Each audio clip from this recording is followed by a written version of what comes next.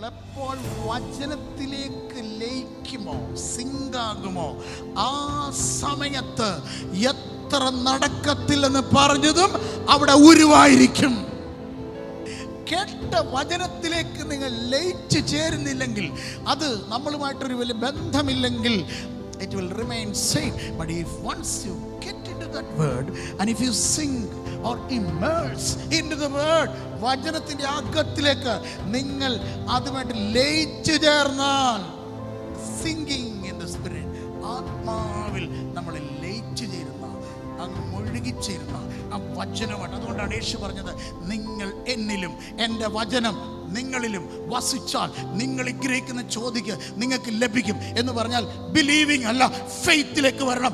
സാഹചര്യങ്ങൾ പറയും നടക്കത്തില്ല, എങ്ങനെ സംഭവിക്കും? പക്ഷേ നിങ്ങൾ പറയുകയാണ്, യെസ്, ദൈവം പറഞ്ഞത് ഞാൻ വ്യക്തമായിട്ട് കാണുന്നു, ഞാൻ അതിലേക്ക് അങ്ങ് ചേരുകയാണ്. I am connecting to that.